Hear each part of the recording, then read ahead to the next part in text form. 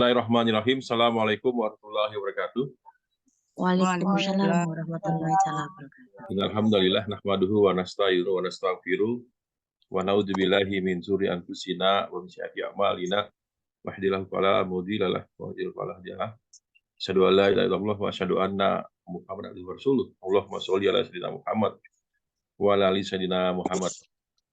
Segala puji dan syukur bagi Allah. Alhamdulillah pada malam hari ini kita masih diberikan karunia yang luar biasa oleh Allah Subhanahu wa taala dalam rangka untuk senantiasa untuk memperbaiki diri kita, memantaskan diri kita sehingga insya Allah kita pantas untuk mendapatkan ampunan dari Allah Subhanahu wa taala, pantas untuk mendapatkan surganya Allah Subhanahu wa taala, dan pantas untuk mendapatkan segala pertolongan dari Allah Subhanahu wa taala. Salam serta salam senantiasa tercurah pada baginda Rasulullah SAW, uswah kita, kedua kita, teladan kita yang insya Allah kita istiqomah untuk senantiasa berjuang mengikuti jejak-jejak Rasulullah, sehingga pada akhirnya kita juga pantas untuk mendapatkan syafaat dari Rasulullah SAW. Teman-teman semua yang luar biasa, alhamdulillah pada malam ini kita bisa ketemu lagi. Sekali lagi dalam rangka tujuan kita adalah untuk terus untuk membina diri kita, memperbaiki diri kita, meningkatkan kapasitas keimanan kita, keilmuan kita, sehingga pada akhirnya nanti Allah melihat kita pantas untuk mendapatkan amanah-amanah dalam rangka untuk membentuk sebuah tatanan sosial, tatanan ekonomi, tatanan politik yang Allah kehendaki, ya, dimulai dari memperbaiki diri kita, memperbaiki keluarga kita, kemudian memperbaiki masyarakat. Nah, sebelumnya terima kasih atas kehadiran teman-teman semua pada malam hari ini. Oh ya, biar lebih santai, saya dipanggilnya Bang aja ya, Bang Rusdi aja. Pertama adalah saya memang lebih banyak nih di gerakannya nih. Saya ini orang lapangan, orang jalanan, ya hampir lebih dari 25 tahun lah. Saya berawal dari ketua remaja masjid, kemudian aktif di kampus, di mahasiswa, kemudian juga setelah itu saya menjadi ketua serikat pekerja dari awal, dari sejak saya umur 23-24 tahun, jadi ketua serikat pekerja di tingkat perusahaan sampai hari ini menjadi pimpinan di salah satu organisasi serikat pekerja nasional. Kemudian juga saya aktif di Koperasi 212, ya, ketua Koperasi 212 Jakarta Selatan, dan juga membina beberapa organisasi-organisasi profesi maupun juga kepemudaan dan lain-lainnya, termasuk juga teman-teman dari mahasiswa. Nah, jadi memang materi-materi yang saya berikan lebih berbasis bagaimana strategi-strategi gerakan nih, karena memang latar belakang saya lebih banyak sebagai organisatoris ya. Ya, nanti dipadukan dengan beberapa hal, karena juga saya sempat dari kecil maupun juga 7 tahun terakhir juga sempat membina melakukan usaha-usaha atau menjadi belajarlah menjadi entrepreneur ya, dan sempat menjadi ketua koperasi, membina beberapa minimarket ya, dan sempat punya minimarket cuma belum berhasil. Nah, jadi nanti saya lebih banyak sharing terkait bagaimana membangun gerakan ya, baik gerakan organisasi, gerakan ekonomi, gerakan sosial, gerakan budaya, gerakan politik, dan seterusnya. Nah, jadi memang bagi teman-teman itu kira-kira pada akhirnya dan pada nantinya saya nanti akan banyak concern kepada tema seputar bagaimana terkait dengan gerakan. Kita bicara tentang konsepsi gerakan atau konsepsi strategi-strategi. Nah, malam hari ini sebagai kelanjutan dari materi yang lalu kita sudah bahas terkait dengan spiritualitas gerakan. Nah, hari ini ada beberapa hal yang ingin saya coba sambungkan dan juga mulai lebih sedikit aplikatif. Materi udah saya share ya ke Mbak Fitri. Kemudian nih coba saya share screen nih. Oke. Sudah nampak belum nih? Nampak, Pak. Nampak. Jelas. Jelas ya. Nah, kita akan materinya simpel aja, karena juga mudah-mudahan kita jangan terlalu malam nih, biar teman-teman bisa istirahat. Saya mau tanya sebelumnya nih, teman-teman rata-rata ini profesinya apa ya di Hong Kong sana? PMI, Pak. Asisten rumah tangga, Pak. Di rumah tangga, sebagian besar ya? Iya. Oke. Yang hadir malam ini dari mana aja nih? Selain dari Hong Kong, dari mana lagi nih? Makau. Dari Ada Macau, yang dari Makau, ya. dari Taiwan biasanya ada ya, teh Taiwan itu ada teh ya? hodi. Lagi absen dulu kali. Oh iya, oke. Ya, teman-teman semua, pada prinsipnya kan kita hidup ini adalah dalam rangka untuk menjalani takdir Allah. Ya, banyak hal lah yang kita tidak bisa hindari. Mulai dari kenapa kita lahir di Indonesia, kenapa kita lahir tanggal sekian, bulan sekian, dan tahun sekian. Ya, dari masalah kelahiran, kemudian masalah rezeki, kita teman-teman, kemudian alhamdulillah Allah berikan kemudahan, Allah berikan kesempatan untuk bisa mendapatkan rezeki di Hong Kong. Ini satu kenikmatan yang luar biasa. Kalau boleh tahu, sekarang berapa tuh kalau dirupiahkan tuh pendapatan teman-teman tuh? Mungkin sekitar 9-10, ya. Pak. 10 juta ya. Jadi kalau bisa nabung 30% udah lumayan ya. Bisa berapa yang ditabung sebulan tuh kira-kira? Tergantung, Pak. Tergantung ya. Setiap orang Yang beda-beda kebutuhannya, tiap orang Pak. beda-beda ya. Ya alhamdulillah, prinsipnya tadi ya, kita ditakdirkan oleh Allah lahir di Indonesia, kemudian Allah berikan rezeki juga bisa di luar negeri, dan kemudian nanti Allah akan berikan amanah ke depannya. Kita nggak tahu nih apakah minggu depan teman-teman dikasih amanah A, B, C, D, atau apakah di tahun depan, apakah 5 tahun lagi, karena begitu banyak orang-orang yang udah sukses, dan semua orang sukses rata-rata memang belajar dan berawal dari sebuah problem, dari sebuah masalah, ya, dari sebuah eh, kondisi yang berat lah. Bahkan hampir semua orang sukses itu berat, termasuk juga kita dengar kalau kita baca banyak buku, banyak informasi ya, termasuk juga pendidikan model kerajaan Inggris ya, kepada pangeran-pangerannya segala macam. Mereka itu mendidik putra-putra mahkotanya itu dengan sesuatu yang berat lah. Mereka dulu ada disuruh ke militer, bahkan disuruh untuk mengarungi lautan segala macam ya gitu. Kalau para nabi, bahkan hampir semua nabi-nabi besar gitu kan, diawali dengan apa, yuk? Ada sebuah pekerjaan para nabi, saya sebutnya pekerjaan ya. Rata-rata itu dimulai dengan menjadi peternak atau pengelola atau pengembala hewan. Ya, kok nabi kok kerjanya ngembala hewan. Nah, itu rata-rata para nabi itu pengembala hewan, Nabi Muhammad, kemudian Nabi Musa segala macam. Pengembala kambing lebih spesifiknya ya. Nah, ini ada banyak rahasia-rahasia yang luar biasa ternyata. Nah, begitu juga dengan teman-teman nih. Hari ini teman-teman diuji menjadi TKI, harus keluar dari Indonesia, ya, harus bekerja jauh dari keluarga. Insya Allah ada sebuah kasih Allah, ada sebuah takdir Allah yang kita nggak tahu. Yang mudah-mudahan ini adalah jalan atau wasilah kepada kita semua agar kita kemudian bisa sukses, bisa bermanfaat lebih, bisa mempunyai karakter yang kuat, mempunyai kualitas hidup yang lebih lebih kuat dibanding yang lain. Bahkan kalau kita baca kisah-kisah, misalkan ambil contoh ya, di PKS ada Pak Irwan Prayitno, ada para ustadz-ustadz di PKS lah, termasuk juga yang umum, misalkan Pak Yusril Ijah Mahendra, kemudian kemarin itu belum siapa namanya, Pak Jimli Asidiki, mantan ketua MK. Itu mereka, Pak Jimli, Pak Yusril itu dulu orang dari Sumsel kalau salah Bangka Belitung, mereka kuliah di Jakarta, tinggalnya tuh karena nggak punya duit, tinggalnya di masjid.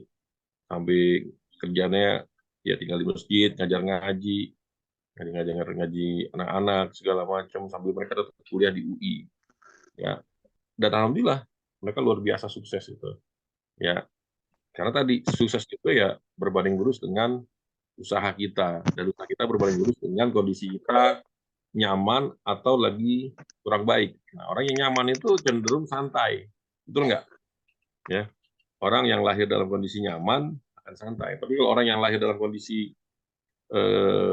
Allah uji dengan berbagai macam kekurangan, insya Allah dia akan punya usaha yang lebih untuk bisa bagaimana bisa berubah, bisa bertahan, dan bahkan bisa lebih baik lagi. Bahkan saya sering menyesalkan, misalkan ada statement-statement dari teman-teman, misalkan ke anaknya, statement ke anaknya, nak, biarlah bapak kamu yang susah, ya cukup bapak yang capek dulu kerja sambil kuliah, misalkan harus kerja banting tulang. Kamu sekarang kerjaan kamu belajar aja yang rajin gitu kan. Nanti bapak yang nyari uangnya, bapak nyari rezekinya. Nah, ini pernyataan yang bagus gitu kan, mengandung rasa kasih sayang kepada anak, tapi juga dampaknya bisa kurang bagus. Karena apa? Seorang anak yang dilatih, dibina tanpa kerja keras, tanpa harus bersusah payah, maka dia akan bermental tempe, akan bermental alay lah gitu kan, yang udah tahu kalau gedenya itu nanti kena hujan dikit sakit, ya dibully sedikit nangis gitu kan. Nah, itu nggak bisa kan jadi pemimpin besar. Nah, itu kira-kira gambaran ngantarnya lah. Nah, hari ini kita akan coba membahas bagaimana strategi Allah yang diajarkan kepada para nabi-nabi dalam rangka untuk membentuk generasi unggul. Karena pada hakikatnya setelah kita selesai dengan diri kita, yaitu soleh secara pribadi, ya kesalehan individu, maka kita harus berlanjut pada tahap kedua, yaitu kesalehan sosial. Kita harus bermanfaat bagi masyarakat, bagi keluarga, bagi lingkungan sekitarnya, gitu kan. Nah, setelah sosial, maka kita berlanjut kepada yang ketiga, yaitu kesalehan sistem. Bagaimana kita harus membentuk sebuah masyarakat, negara, ya. Jadi dari mulai membentuk diri sendiri, memperbaiki diri sendiri, yang kedua kemudian bagaimana membangun keluarga dan membangun masyarakat, ya sebagai basis sosial. Yang ketiga adalah bagaimana membangun sebuah negara. Dalam apa targetnya, dalam apa tujuannya untuk kita membangun diri, membangun keluarga, membangun masyarakat, dan membangun negara dalam rangka untuk tugas ideologis kita, yaitu yang pertama adalah untuk ibadah, yang kedua adalah bagaimana sebagai khalifah itu yaitu membentuk sebuah tatanan masyarakat sosial, ekonomi, politik yang baik, yang hanya kemudian taat kepada Allah, taat kepada Rasulullah, ya itu yang menjadi target kita gitu kan. Dan dalam rangka syariat bisa tegak, karena kunci dari tegaknya masyarakat yang baik, yang berkeadilan dan sejahtera adalah tegaknya syariat. Nah, siapa yang akan menegakkan syariat? Ya kita semua. Nah, itu sebagai pengantar. Kita akan coba mulai dari yang pertama nih. Tarbiyah dan peradaban, ya. Nah, kita yakin bahwasanya nggak ada peradaban, ya. Nggak ada suatu kondisi yang beradab. Beradab itu kan yang baik, berbudaya, maju, tapi bukan hanya maju, tapi juga berkah, kemudian tentram, nyaman, gitu. Itu peradaban lah. Tanpa ada sebuah namanya tarbiyah atau pembinaan. Ya, kita tadi kawan-kawan kita akan belajar bagaimana Jepang yang dulu hancur total pasca serangan sekutu pada bom Hiroshima, kemudian dia bisa bangkit. Bagaimana Korea yang tadinya juga terbelakang bisa bangkit lah, ya. Bagaimana Singapura yang tadi terbelakang bisa menjadi satu negara yang luar biasa, dan Malaysia juga. Dan kenapa Indonesia yang negara yang hebat, ya, negara yang hebat, negara yang pernah besar, ya. Indonesia itu negara besar, bukan Indonesia yang Nusantaranya. Nusantara pernah besar. Kalau hari ini Amerika negara besar, ya, imperium besar, tapi bahasanya bahasa apa? Bahasa Inggris, bukan bahasa Amerika.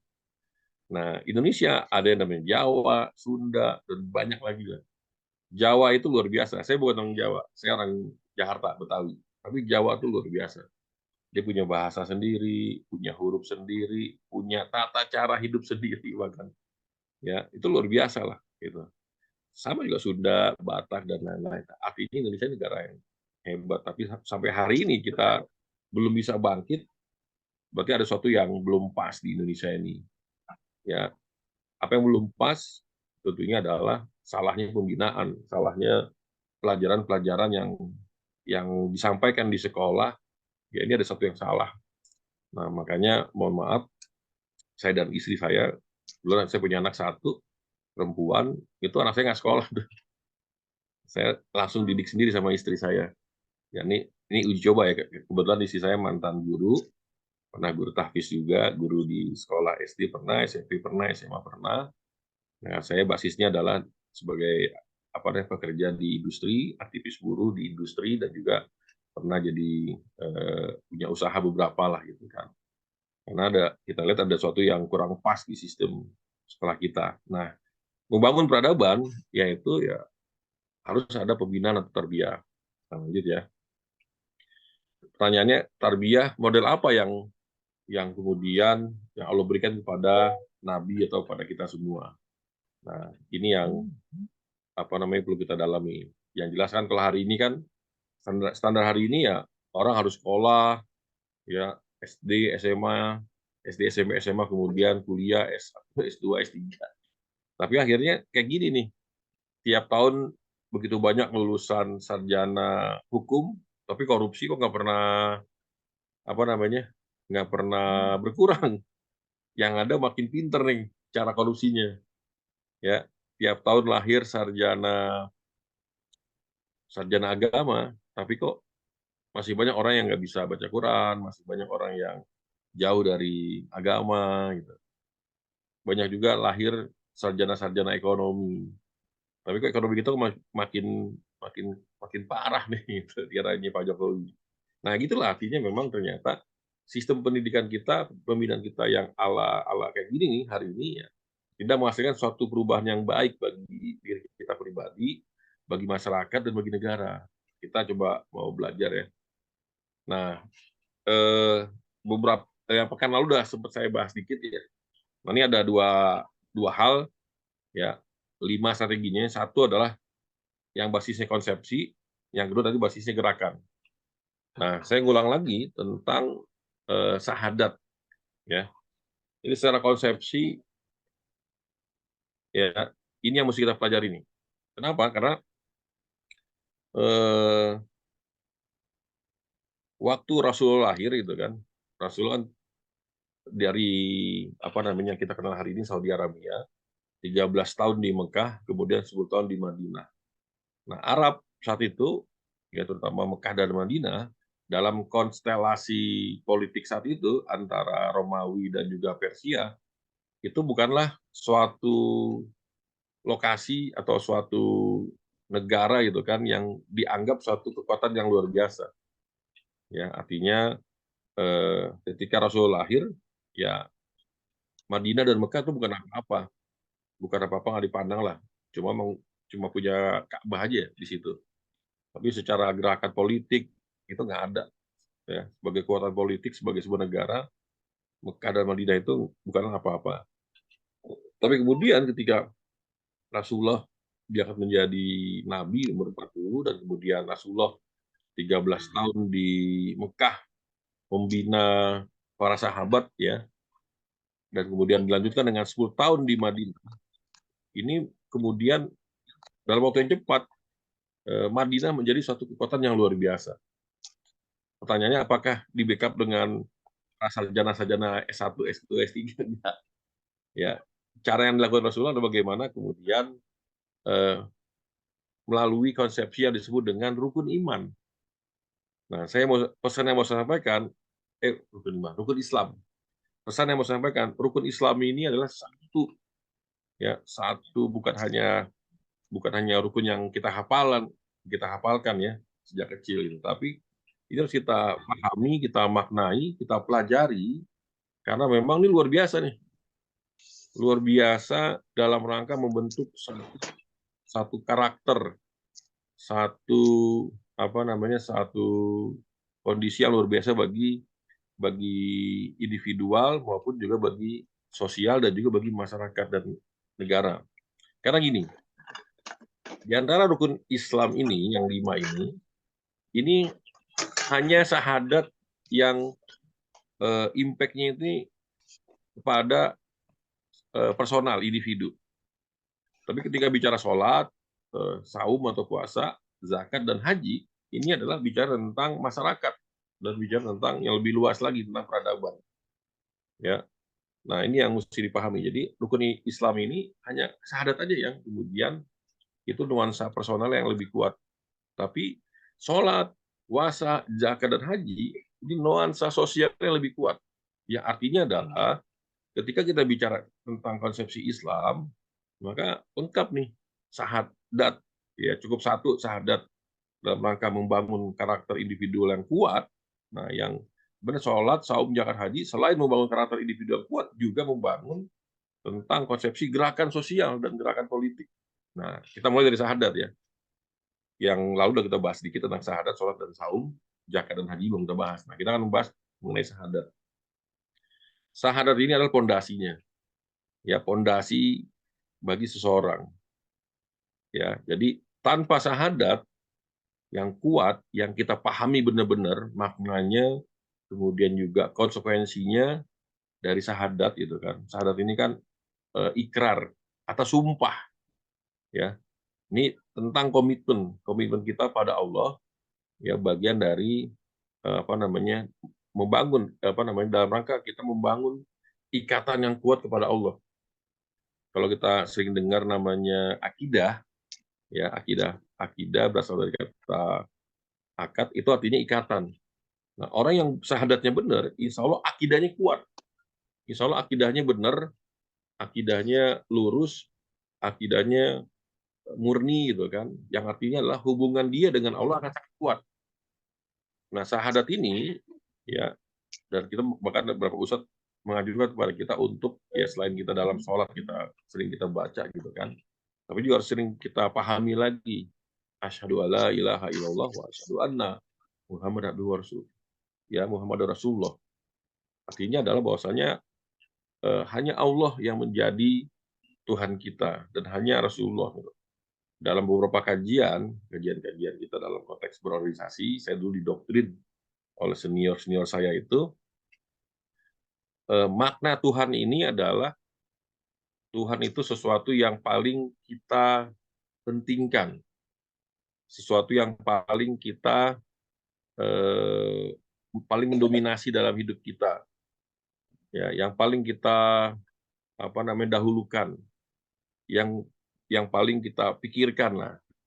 Itulah Tuhan kita. Kalau selama ini yang kita paling utamakan adalah anak, ya itulah Tuhan kita. Kalau yang paling kita pentingkan hari ini adalah pekerjaan, itulah Tuhan kita. Kalau yang paling kita pentingkan hari ini adalah gelarnya kita, pendidikan kita, itulah Tuhan kita. Kalau yang hari ini yang paling mendominasi hidup kita adalah harta, itulah Tuhan kita. Nah, saya mau coba tanya ke teman-teman nih. Teman-teman, siapa yang paling dicintai? Siapa yang paling mendominasi dalam hidup kita nih? Kira-kira, ayo. Apakah anak, suami, Orang pekerjaan, tua. orang tua? Nah, kalau orang tua yang paling lebih kita cintai dibanding Allah, maka orang tua kita jadi Tuhan. Ya. Nah, boleh nggak kita mencintai itu? Orang tua itu sangat kita cintai, boleh. Tapi tidak boleh lebih pada Allah Subhanahu wa taala. Nah, itu dalam surat At-Taubah ayat 24 ya. Surat 9, teman-teman bisa buka tuh. Surat 9 ayat 24 ya. Itu ada sekitar 8 hal. Kita boleh mencintai harta, boleh mencintai bisnis, boleh mencintai pekerjaan, pendidikan, ya suami, anak itu boleh. Tapi tidak boleh kecintaan kita pada mereka-mereka itu lebih tinggi daripada kita sama pada Allah. Nah, kalau kita sudah memahami tadi ya makna Tuhan ini, maka insya Allah ya pada ujungnya adalah hanya Allah lah yang akan kita pentingkan. Ya, nah ini yang terus kita perbaiki ya. Saya juga bukan orang yang suci ya, bukan orang yang apa namanya orang lurus, orang yang betul-benar bagus loh. Saya juga terus belajar, saya terus memperbaiki diri karena sejak keimanan itu kan sering apa namanya naik turun ya. Nah saya juga kalau orang yang komitmennya bagus, ketika jam sholat itu datang maka dia akan sholat. Nah kadang-kadang saya juga sering terlambat sholatnya gitu. Nah itu paling luar biasa, paling gampang itu sholat lah. Kalau udah sholat, udah semua tinggalin lah. Orang lagi kerja, lagi bisnis. Kecuali memang kalau kita tinggalkan itu akan berdampak negatif. Nah itu landasan syari'nya ada, itu boleh kita tinggalkan dulu. Ya, bahkan ada namanya rukhsah, kemudahan agar kita sholat itu dimudahkan. Ya.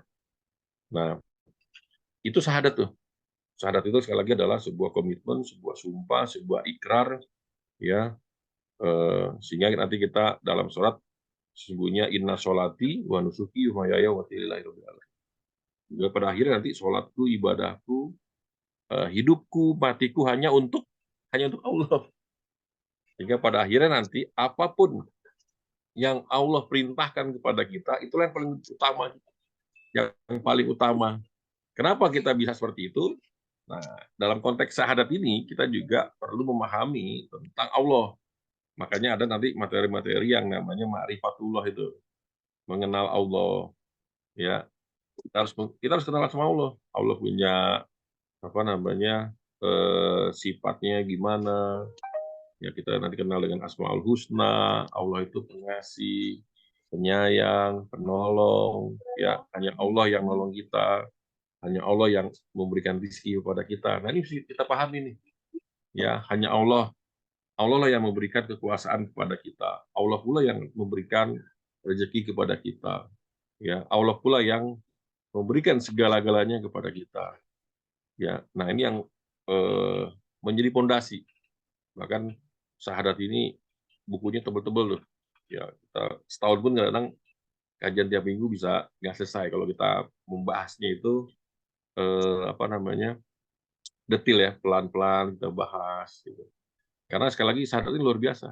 Ibarat rumah, ya di rumah itu kan ada 3 yang hal utama tuh, ada pondasi, kemudian ada tiang atau temboknya, ya tiang-tiang, nah kemudian yang terakhir ada atap. Nah analogi dalam konteks rumah, maka syahadat atau akidah ini ya, akidah syahadat itu bagian dari akidah ini adalah pondasinya. Ya kita mau bikin rumah yang besar, ya kalau pondasinya lemah, gimana kira-kira tuh? Pasti hancur. Tapi kalau pondasinya kuat, mau tiangnya mau segede-gede apa namanya, gede-gede juga pasti kuat lah. Nah, tinggal nanti, nah tiang-tiang ini adalah sholat, puasa, gitu kan. Itu tiangnya tuh, zakat, haji. Nah, atapnya adalah akhlak kita.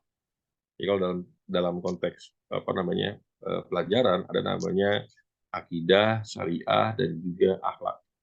Ya, akidah ilmunya tauhid, kalau apa namanya syariah ilmunya akidah ilmunya tauhid, nah syariah ilmunya tentang syariat, tentang fikih gitu kan. Kalau akhlak ilmunya terkait dengan tasawuf namanya. Nah jadi akidah sadat ini bagian dari akidah, ya bagian dari akidah. Nah, akidah ini adalah fondasi. Nah teman-teman ya seperti para sahabat-sahabat Rasulullah itu, mereka akidahnya luar biasa. Karena apa? 13 tahun belajar akidah di Mekah. Ya di Mekah itu yang turun surat-surat Al-Makiyah gitu kan. Rata-rata adalah membangun keyakinan. Ya, bahkan 10 tahun awal itu belum ada perintah sholat. Belum ada perintah puasa. Perintah sholat itu di sekitar di tahun-tahun 10-11 lah Hijriah. Puasa itu udah sekitar 2 Hijriah. 2 Hijriah. Ya tahun kedua di Madinah. Artinya tahun 2 itu berarti sekitar tahun ke-15. begitu juga zakat, ya, dan juga nanti jihad termasuk. Jadi 10 tahun itu ya udah, yang turun itu adalah keyakinan, berita gembira dari Allah, ya, berita gembira bahwa nanti kamu kalau beriman, kamu akan selamat dunia akhirat. Kalau kamu tawakal, Allah yang akan mencukupkan hidup kamu. Kalau kamu beriman bertakwa, nanti Allah yang akan mengajarkan kepada kamu di surat apa tuh, surat Al-Baqarah di akhir, ya. Jadi yang kalau kita mau pinter, sederhana. Kita beriman, ya, tawakal sama Allah, nanti Allah yang ngajarin kepada kita. Nah, kalau Allah yang ngajarin ilmunya, wah, masya Allah tuh. Ya, ilmu-ilmu baik dari sisi kuantitas maupun kualitas, ilmu yang nanti Allah ajarkan kepada kita itu luar biasa. Gitu. Nah, itu yang dilakukan Allah menterbiah Nabi Muhammad, para nabi. Kemudian para nabi itu menterbiah para sahabat, ya. Nggak ada yang S1, S2, S3. Mereka orang biasa, ya, Bilal, mereka hanyalah seorang budak, ya, segala macam, tapi kemudian mereka menjadi orang luar biasa, ya. Nah, sekali lagi ini syahadat. Yuk kita perbaiki syahadat kita pahami lagi makna syahadat, ya. Karena kita berikrar nih, syahadat itu udah berjanji, bersumpah pada Allah, kepada Rasulullah dengan syahadat itu, maka kita harus maknai dampaknya syahadat yang kita ucapkan kepada Allah, kepada Rasulullah, dan juga kepada diri kita. Nah, insya Allah orang-orang yang bersyahadat ini orang-orang yang pada akhirnya nanti hanya komit pada Allah, hanya konsisten kepada Allah, hanya taat dan patuh pada Allah Subhanahu wa taala. Ya. Ini orang-orang tipe yang orang bersyahadat dengan kuat. Dan pada akhirnya adalah dalam surat Al-Baqarah dan banyak ayat lagi, Allah sering ulang-ulang tuh ayat yang bunyinya adalah wala khaufun alaihim wala hum yahzanun. Tidak ada kekhawatiran dalam diri mereka dan tidak ada rasa sedih dalam diri mereka. Nah, itu ciri-ciri orang yang syahadatnya kuat. Mereka tidak punya khawatir akan masa depan, akan hari esok, karena ada Allah. Allah yang maha kuat, Allah yang maha kaya, Allah yang ngasih rezeki, Allah yang ngasih kekuasaan, Allah yang ngasih jabatan, Allah yang ngasih ilmu. Gitu. Dan tidak ada rasa sedih akan masa lalu. Masa lalu dia sesuram apapun, ya. Misalkan teman-teman punya masalah yang suram lah di Indonesia, punya masalah dengan suami, dengan anak, dengan tetangga, ya, sangat suram lah. Buat mereka itu adalah takdir Allah, ya, kita beristighfar atas itu, mungkin adalah ujian atau cobaan bagi kita, itu atas dosa-dosa kita. Tapi orang yang kemudian bersyahadat, berikrar, dia harus menatap masa depan. Masih ada Allah yang bersama dia, ya. Masih ada Allah yang akan membantu, akan mencarikan solusi, akan membuatnya yang tadinya gelap menjadi terang. Nah, itu mengenai syahadat. Panjang lebar lah. Nanti pokoknya materi-materi yang saya sampaikan, syahadat akan saya singgung terus, karena syahadat ini luar biasa. Kalau Rasulullah ngebangun 13 tahun, ya kita, ya berapa tahun deh kan kita bahas nih. Yang kedua adalah sholat. Ya, sholat ini membangun komitmen gerakan. Kalau tadi membangun keimanan, keyakinan, kalau dalam bahasa Jawa, ya, eling gitu kan. Nah, nggak cukup cuma eling doang, cuma ingat doang sama Allah nggak cukup. Ini harus dikonkretkan. Ya, salah satunya pertama dengan sholat. Maka sekali lagi, sholat ini yang isinya gerak, ya, dimulai dari berwudu, gitu kan. Berwudu ini adalah mensucikan diri kita, mensucikan pikiran kita, mensucikan orientasi hidup kita. Harus suci nih. Ya, teman-teman juga di sana terus mensucikan. Ngapain sih kita hidup? Kok kayaknya gini-gini aja sih, gitu kan. Insya Allah ada rahasia dari Allah. Nah, makanya dengan kita kemudian terus mengkaji makna wudhu tadi, ya, selain kita belajar tata cara wudhu, tapi juga kita harus memahami hakikat wudhu. Ya, hakikat wudhu, bersuci, gitu kan. Mensucikan tangan kita dari perbuatan dosa, mata kita, muka kita, tangan, kaki, ya, telinga, segala macam harus suci nih. Bahkan orang-orang soleh itu dia selalu senantiasa dalam berwudhu. Nah, kemarin ada yang bagus tuh, yang lagi viral tuh, pernyataan dari Abu Ubaidah. Ada dengar nggak? Ada tahu nggak? tolong jaga wudhu kita, karena insya Allah kita akan sholat di Masjidil Aqsa. Ya, itu lagi viral tuh. Abu Ubaidah tuh di Indonesia lagi viral sebagai idola baru, ya, idola baru. Nah, sholat sekali lagi adalah dimulai dari wudhu. Hakikatnya adalah hakikat mensucikan orientasi hidup kita. Kalau kita masuk dalam berpartai, dalam berorganisasi, dalam berbisnis, dalam berkeluarga, niatnya adalah niat yang suci. Nah, Allah mengajarkan kita apapun yang kita lakukan adalah ibadah. Ya, nggak boleh satu detik pun kita terputus dari orientasi ibadah. Maka semuanya ibadah dalam hidup ini. Bagi PKS, ya, politik adalah ibadah. Bagi SMI, Sahabat Migran Indonesia, organisasi yang kita bentuk ini, ya, organisasi adalah ibadah. Niatnya ibadah. Ya, niatnya ibadah dalam rangka untuk menggapai ridho Allah. Kalau Allah udah ridho, insya Allah selesai hidup. Kalau Allah ngasih keberkahan, insya Allah selesai. Kita nggak perlu ngatur Allah berapa rezeki yang akan kita dapatkan. Kita nggak perlu mengatur Allah tentang jabatan yang akan kita dapatkan atau amanah yang kita dapatkan. Biarkan Allah yang akan memberikan amanah kepada kita. Ya, apakah kita jadi pengusaha, apakah jadi pemerintah atau jadi caleg anggota DPRD, DPR RI gitu kan. Saya sebagai caleg nih, ya, udah bismillah aja. Ya, dengan segala keterbatasan, kekurangan kita bismillah berjuang. Nanti Allah yang akan melihat kita pantasnya di mana. Ya, oh, ternyata kita pantasnya di sini nih. Dan itu urusan Allah tuh. Nah, setelah sholat setelah wudhu, kita kemudian takbiratul ihram gitu kan. Apa yang kita baca tadi itu, inna sholati wa nusuki, ya, dan seterusnya. Bahwasanya ini harus kita ingat terus nih. Sungguhnya sholatku, hidupku, matiku itu hanya untuk Allah, untuk menggapai ridho Allah. Dan terus kemudian dibaca dengan Al-Fatihah, kemudian juga ruku, sujud segala macam, itu doa. Dan yang paling substansi adalah sujud. Nah, dalam minggu lalu saya bahas bahwasanya manusia paling mulia adalah ketika manusia dalam bersujud. Nah, ini penting nih. Kita penting memahami konsepsi ya tentang siapa manusia paling hebat, paling mulia. Sekali lagi, manusia paling hebat, paling mulia itu adalah orang yang bersujud. Ya, sehebat-hebatnya dia, sepinter-pinternya dia, sekaya-kayanya dia, kalau dia nggak mau sujud, ya nggak akan tuh. Walaupun dia orang yang baik hati, dia infaknya terus-menerus, tapi kalau dia nggak pernah sujud, itu nggak ada apinya. Dia orang pinter, profesor, gitu kan. Dia nggak sujud, Allah nggak ridho.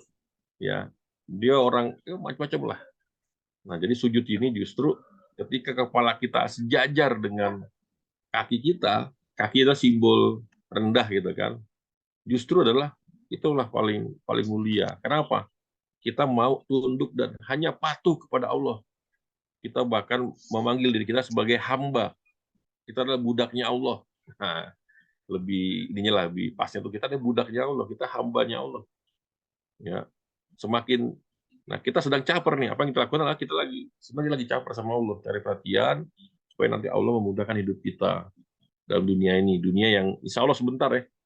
Selama-lamanya kita kan paling berapa lama? 50 tahun, 60 tahun, 70 tahun. Ada nggak yang mau hidup 100 tahun? Ada nggak? Ya, nggak ada kan? Insya Allah kita nggak lama. Gitu. Nah, kemudian yang juga kita pelajari dari sholat adalah, ya, sebaik-baik sholat bagi laki-laki adalah berjamaah. Ya, ini yang sekali lagi terus-menerus kita perkuat ya. Saya juga terus mengingatkan diri saya gitu ya, kadang-kadang juga sering lebih mementingkan yang lain ketimbang jamaah segala macam. Karena kuncinya itu berjamaah. Kalau sholat subuhnya udah luar biasa ya, banyaknya jamaah itu luar biasa. Insya Allah kebangkitan Islam itu di depan mata. Gitu. Nah, ini terkait dengan sholat. Lagi sholat ini ibadah yang luar biasa. Bahkan dalam banyak ayat jelas, jadikanlah sabar dan sholat sebagai penolong kamu. Dalam pekan lalu saya sampaikan juga, kalau ada apa-apa, ya sholat jadi penolong. Bagaimana cara Allah nolong kita? Ya kita berdoa. Kita berdoa, sholat itu juga bagian dari doa, gitu kan. Dan kemudian setelah sholat kita berdoa. Tinggal kita mau sholat apa di sholat. Sholatnya sholat tahajud, sholat duha, sholat hajat, dan seterusnya. Nah, yang ketiga adalah saum atau puasa. Nah, saum ini kan ibadah yang luar biasa nih. Kita apa namanya? Kebiasaan kita nih kalau kita punya uang lebih, punya jabatan lebih, itu kan kita cenderung untuk menumpuk-numpuk harta. Ya, punya uang lebih dikit, kita makan yang lebih enak, nambah bahkan. Nah, kalau kita punya uang lebih dikit, kita beli rumah, rumahnya yang banyak bahkan beli motor, beli mobil, beli sawah dan seterusnya. Nah, dengan puasa ini, pelajaran pertama adalah kita diminta justru adalah untuk menahan kerakusan. Karena problem ekonomi hari ini, problem utama dalam peradaban hari ini adalah ketika harta itu hanya beredar di segelintir orang. Dalam suatu hal dasar jelas bahwasanya kita harus memastikan bahwasanya harta itu nggak boleh beredar di segelintir orang. Nah, puasa ini dalam rangka untuk menjadikan diri kita agar nggak jadi orang yang rakus.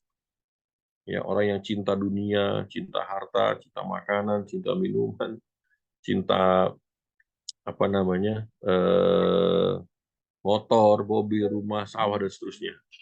Ya, nah puasa ini itu tuh mencegah kita dari menumpuk-numpuk harta. Tuhan jelas kan dalam beberapa ayat, celakalah kamu orang yang sholat, tapi kamu apa namanya menumpuk-numpuk harta. Surat Al-Maun ya. Ya Allah mencela tuh dalam soal Al-Maun, dalam beberapa surat-surat yang lain juga ya. Surat Al-Takasur segala macam. Kalau udah ngingetin, ya Allah, satu sisi Allah nanti akan memberikan kemudahan rezeki bagi kita, tapi satu sisi juga setelah kita punya rezeki yang banyak nih, nah kita ngapain tuh? Kira-kira gimana tuh, Bunda Mira, teman-teman Mbak Fitri dan seterusnya, kalau dapat uang 1 miliar, uangnya buat apa tuh? Kira-kira. Kalau dikasih uang Sedekahin 10 kan. miliar, uangnya buat apa kira-kira? Ya, itu Disedekahin. nanti. Soalnya Nah, Buka kalau usaha. jawabnya sedekah, luar biasa. Buka usaha, usaha yang niatnya adalah untuk berbagi buat yang lain atau bikin masjid. Karena eh, hidup kita ini adalah ujian, ujian tanpa henti. Dan Allah akan mempergilirkan tuh. Ada nanti dikasih kelebihan harta, ada yang dikasih kekurangan harta, ada yang dikasih kelebihan ilmu, ada yang dikasih, mohon maaf ya, dikasih paras yang cantik, yang ganteng, dan seterusnya. Itu Allah uji tuh. Ya, bahkan kita seringkali berhasil dalam ujian kekurangan, tapi kita sering nggak berhasil kalau dikasih kelebihan.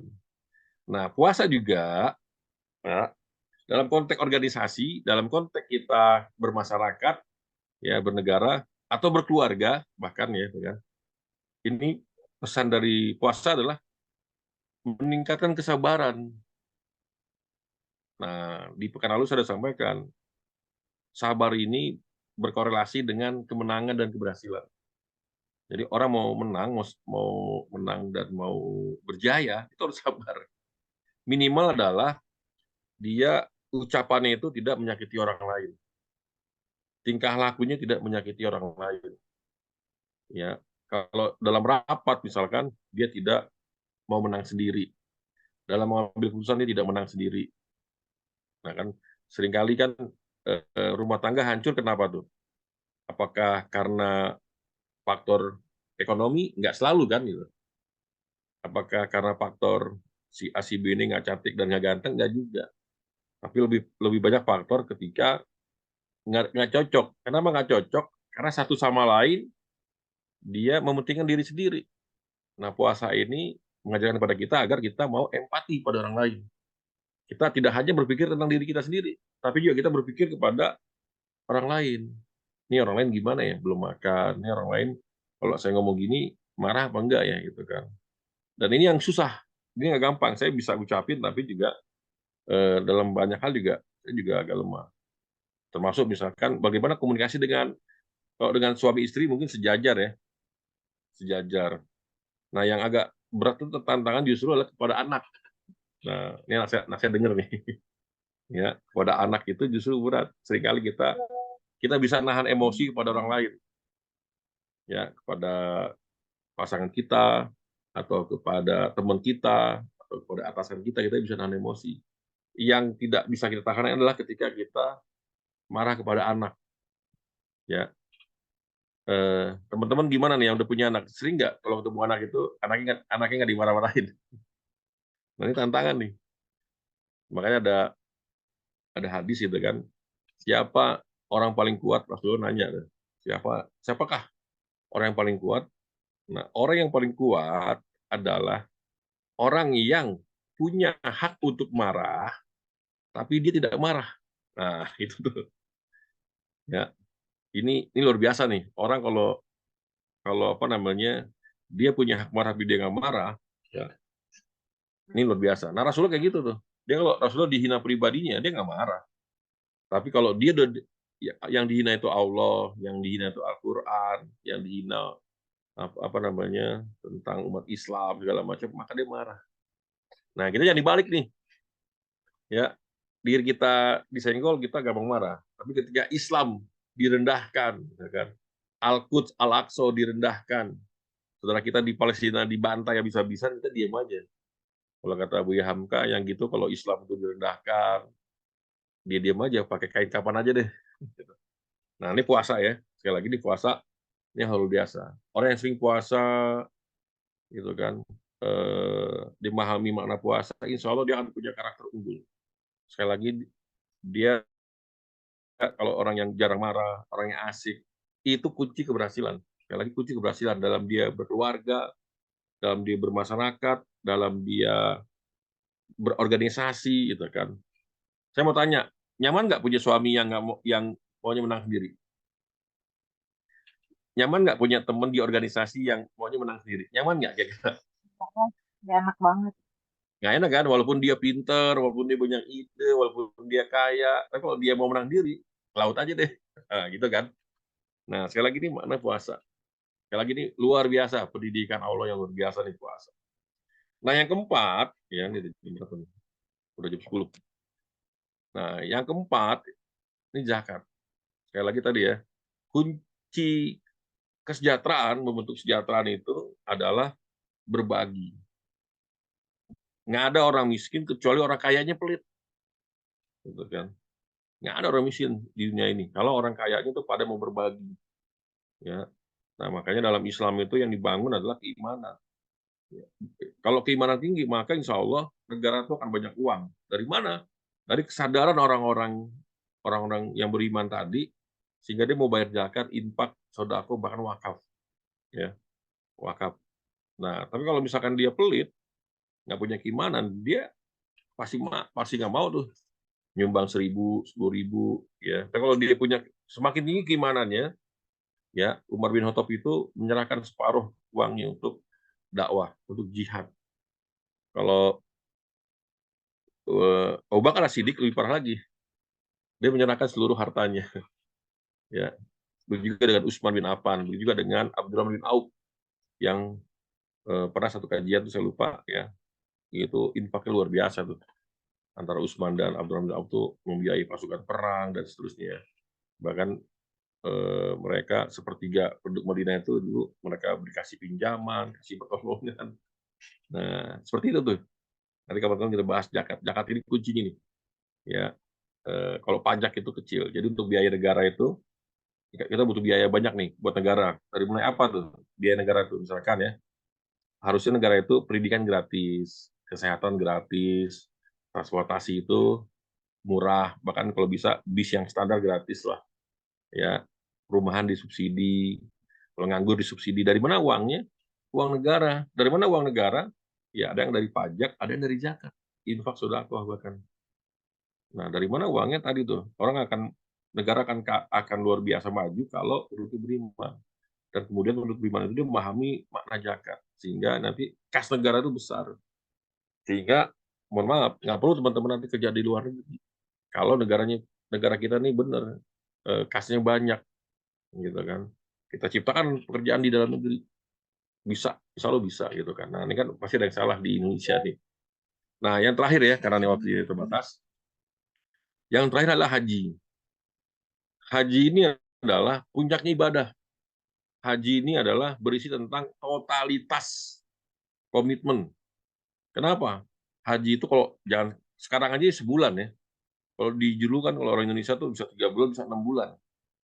Teman-teman coba bayangin deh, teman-teman baru nikah, lagi laki nikah, kemudian punya usaha maju, punya anak yang baru lahir, enaknya tuh pergi haji atau di rumah aja. Nah ini ujian haji. Haji itu kita meninggalkan orang yang kita cintai, meninggalkan bisnis yang kita cintai, meninggalkan pekerjaan, pendidikan yang kita cintai, kemudian untuk haji. Nah, kalau haji kan dulu pakai pakai apa? Pakai kapal laut gitu kan. Dulu kapal laut zaman dulu belum ada kapal laut yang modern, pakai ya arah angin aja. Makanya bisa pulang, bisa nggak pulang. Makanya banyak orang Indonesia yang kemudian yang tinggal di Mekah, misalkan. Jadi macam-macam lah ya di Mekah sejak ratusan tahun lalu. Karena apa? Haji ini totalitas ibadah. Ya, dia memerlukan dana yang besar, dia memerlukan fisik yang kuat, dia memerlukan komitmen dan keyakinan kecintaan hanya pada Allah Subhanahu wa taala. Nah, bahkan dalam haji itu juga nanti kita pelajari bagian dari strategi Allah untuk sebagai ajang konsolidasi umat sedunia, gitu kan. Nah, oke, ini 5 hal ya. Karena waktu terbatas saya langsung loncat lagi. Ini basis konsepsinya ini. Nah, yang terakhir adalah eh,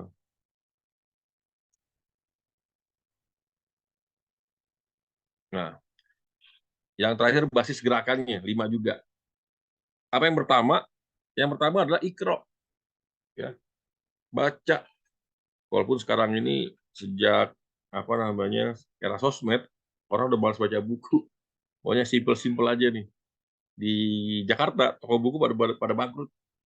Ada namanya toko buku Wali Songo, toko buku apa namanya itu bangkrut juga. Paling ada tinggal Gramedia aja. Gunung Agung bangkrut juga. Ya, yang besar-besar pada bangkrut. Karena apa? Orang udah mulai ini. Tapi saya nggak bahas itu. Sekali lagi adalah ikro. Ini basis pemikiran dan basis intelektualitas. Basis intelek itu bukan S1, S2, S3, tapi banyak baca Quran terutama. Bahkan beberapa ulama kita, beberapa kiai kita mengatakan hidup ilmu urip itu, ilmu hidup kata Habib Nopel Alidrus dari Solo, itu ilmu urip itu satu, nggak usah banyak mikir. Nah, kok gitu? Kenapa? Karena Allah udah kasih solusi. Di mana solusinya? Di Quran dan hadis. Nah, yang kita lakukan bukan dalam konteks berpikir nyari solusi sendiri, tapi kita lebih diminta untuk mentadaburi Quran dan sunnah, gitu kan. Kita tadabur aja, baca dan mentadaburi ayat-ayat yang apa namanya kauliyah dan kauniyah. Nah, ikro, itulah kenapa ayat pertama itu ikro bismillahirrahmanirrahim. Ya, yang kedua adalah hijrah, ya, hijrah. Kalau tadi ikro membangun basis pemikiran, basis konsepsi, nanti kapan-kapan kita bahas tuh ya. Kapan-kapan kita bahas sumbangsi dunia Islam terhadap peradaban dunia. Waduh, Eropa tuh nggak ada apa-apanya Eropa, gitu. Yang menemukan apa namanya? Yang menemukan aljabar, ilmu matematika, ilmu kesehatan, dan siapa? Ibnu Sina itu umur belasan udah jadi dokter istana, tapi dia juga ahli fikih. Dahsyat lah Islam itu. Dulu Eropa sebelum Renaissance itu belajarnya pada Islam, pada apa namanya Bani Abbasiyah yang ada di Spanyol, ya Cordoba, luar biasa. Nanti itu kayak hijrah. Nah, yang kedua hijrah. Saya mau sampaikan ke teman-teman, setelah kita keimanan kuat, maka harus kita punya komitmen diri nih.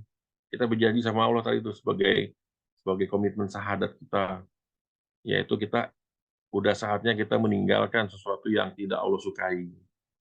Kita meninggalkan sesuatu yang Allah benci, Rasulullah benci, tidak lakukan. Dan sebaliknya kita lakukan pada hal-hal yang apa yang Allah sukai nih. Itulah hijrah. Ya, kita melakukan apa-apa yang Allah perintahkan. Ya. Nah, orang yang hijrah dari contoh ya, dari Mekah ke Madinah, mereka hijrah itu kan meninggalkan saudara, meninggalkan keluarga, bahkan meninggalkan seluruh kekayaannya. Ya, Abdurrahman bin Auf, orang kaya, Abu Bakar As-Siddiq, gitu kan. Mereka meninggalkan seluruh kekayaannya. Artinya orang hijrah ini adalah orang yang sudah selesai dengan dirinya tuh. Ya, sudah selesai dengan dirinya, artinya dia udah membuat dirinya menjadi sesuatu yang sederhana, nggak banyak nggak banyak keinginan pribadi yang nggak jelas gitu kan, yang orientasinya pribadi, dia bisa menahan nafsunya, yang dikepentingkan adalah demi keumatan, demi masyarakat, dan demi menggapai ridho supaya Allah melihat dia pantas untuk mendapatkan surga, dia pantas mendapatkan syafaatnya. Itu mana hijrah tuh.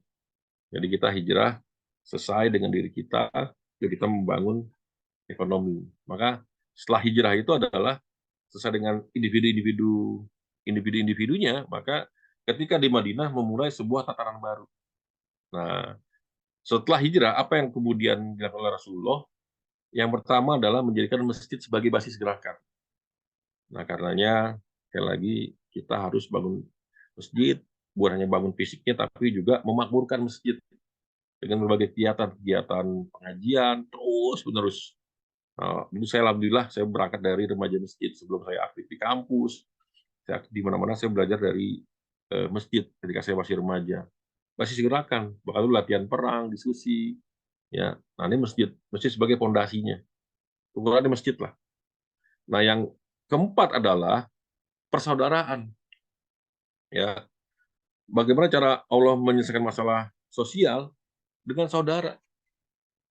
Yang miskin dipersaudarakan dengan yang nggak mampu dengan yang mampu, yang kecil dengan yang besar, yang lemah dipersaudarakan dengan yang kuat. Jadi kalau kita kuat, jangan sombong. Kita jadi orang kaya, nggak boleh sombong. Kita orang besar, nggak boleh sombong. Tapi kemudian apa yang bisa kita bantu buat orang lain? Karena tidaklah kamu dikatakan beriman sebelum kamu memikirkan nasib saudara kamu. Jadi ini saudara gitu kan, kita ini walaupun nggak ada hubungan darah tapi saudara. Saya dengan teman-teman nih, alhamdulillah kita bersaudara gitu. Di PKS itu benar-benar ya, di PKS diajarkan bagaimana persaudaraan. Terus ditingkatin. Wah, hari ini masih kurang nih persaudaraan, ayo ditingkatin, jangan kita melihat sesuatu yang kurang, tapi kita tingkatkan terus menerus cinta kita pada teman kita, rasa kasih sayang kita pada teman kita gitu. Terus apalagi sama-sama yang aktif dalam dunia dakwah ya. Terus kita perhatiin kalau mereka punya masalah, kita perhatiin. Jangan diemin, kita punya kelebihan nih, bagi temen yang lagi kurang. Ya, kita bikin apa kayak gitu kan, ajak makan kayak. Saya pernah kurang saya pernah kondisi kekurangan misalkan, itu teman saya ada ngasih saya handphone, ada yang ngasih saya macam-macam, dan sebaliknya. Kalau kita lagi berlebih, ya kita juga sama ngebantu yang teman kita yang lain. Kita perhatiin hidupnya dia, kita tanya, kenapa dia murung, kenapa dia sedih, apa ada problem dengan anaknya, apa problem dengan suaminya, atau dia belum bayar kontrakan. Nah, ini kita harus peka nih. Ya, kita harus peka dengan apa namanya, dengan teman-teman kita nih. Teman-teman juga sama tuh.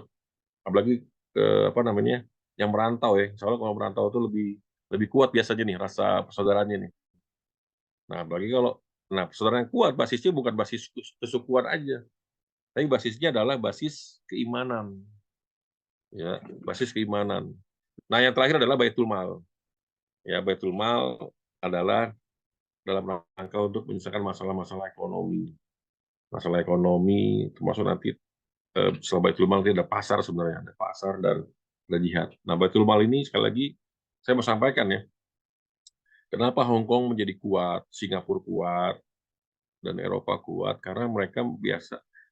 Kemudian mereka kunci dari negara kuat hari ini ketika kemampuan mereka untuk mengumpulkan dana, mengumpulkan uang. Kalau mereka mengumpulkan uang itu dalam bentuk satu bank. Ya, bank ini kan bukan uang pribadi, uang rakyat. Nah, maka mereka membentuk bank. Itu kan susah bikin bank itu. Jadi bank itu nuansa ekonomis dan nuansa politik kuat. Ya, kita nggak tahu nih, kita nabung di bank BCA misalkan, kita nggak tahu uang itu buat apa. Kendalinya itu di mereka. Nah, itu bank itu adalah salah satu sarana untuk bagaimana sebenarnya untuk mempertahankan ekonomi, tapi juga apa namanya, bermanfaat buat orang-orang kecil, menyelesaikan masalah kemiskinan, membantu kredit-kredit bagi petani misalkan itu. Nah, yang kedua adalah dana kalau di Singapura dan juga Malaysia, Jepang, Cina, dan di beberapa negara Eropa namanya lembaga jaminan sosial. Di Indonesia namanya Jamsostek atau BPJS. Nah, itu juga sama, uang para buruh yang ditabung, yang diambil nanti ketika di usia tua. Itu sebagai dalam rangka untuk tempatnya uang tuh. Nah, itu biasanya negara-negara namanya welfare state. Nah, yang ketiga Baitul Mal. Kalau orang-orang pada beriman, maka tuh Baitul Mal itu kan luar biasa besar dananya. Sehingga nanti bisa tadi ya, pendidikan gratis, kesehatan gratis, kemudian nganggur disubsidi, bisa menciptakan lapangan pekerjaan, bisa subsidi pupuk, dan seterusnya. Nah, ini teman-teman kira-kira apa namanya sharing terkait bagaimana membangun strategi langit ya. Nah, saya ada secara pengalaman saya pribadi ya, saya ambil contoh lah ya. Kenapa organisasi banyak yang muncul, itu banyak yang hancur, terutama partai politik ya, banyak yang hancur, banyak yang bubar. Sederhana, karena dia nggak menggunakan strategi langit. Perusahaan-perusahaan juga banyak yang hancur. Dia tidak menggunakan strategi langit, tapi menggunakan strategi pribadinya dia. Tapi kalau kita pakai strategi langit, seperti NU dan Muhammadiyah, dia akan eksis, akan bertahan.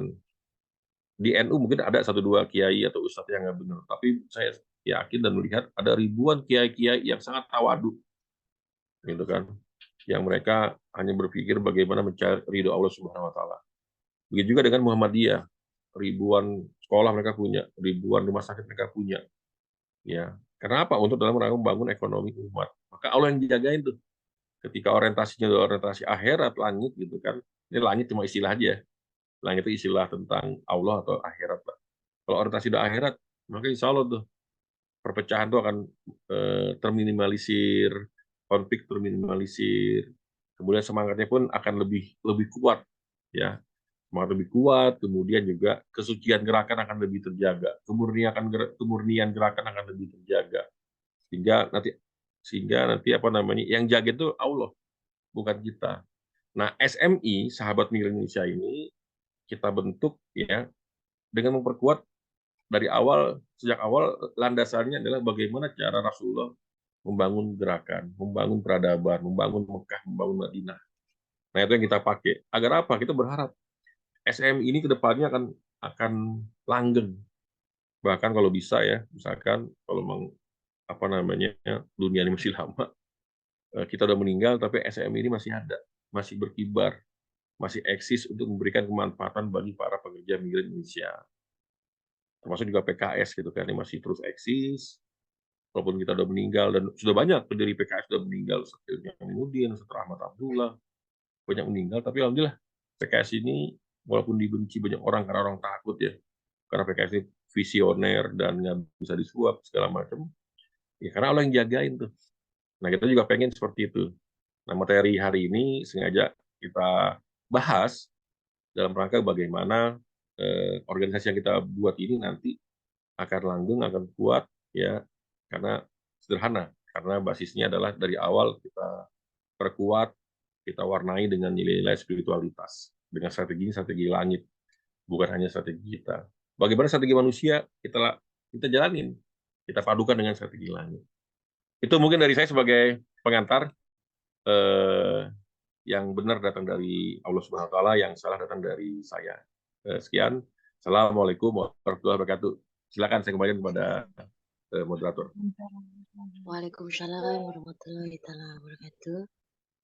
Gimana teman-teman, berhubung sudah malam, mau ada yang bertanya mungkin satu orang saja, atau mau ke langsung doa penutup bagaimana? Tadi lihat teman-teman. Langsung doa penutup aja, teh, cuma 4 menit. Baik, baik. Alhamdulillah ya teman-teman, materi yang sangat luar biasa untuk psikologi kita semua, terutama para PMI yang memang mandiri dan sangat membutuhkan sekali siraman-siraman ilmu seperti ini. Semoga apa yang beliau sampaikan, Bang Rudi sampaikan, menjadi amal jariah bagi beliau, bermanfaat bagi Amin. kita semua, dan Amin, amin. kita datangkan hidayah-hidayah serta menjadi jembatan kebaikan-kebaikan lainnya untuk kita semua. Amin amin ya Allah ya Rabbal Alamin. Teman-teman, sama-sama kita tutup dengan doa kafaratul majlis. Bismillahirrahmanirrahim. Subhanakallahumma bihamdika asyhadu an la ilaha illa anta astaghfiruka wa atubu ilaik. Mohon maaf atas segala kekurangan. Wassalamualaikum warahmatullahi wabarakatuh.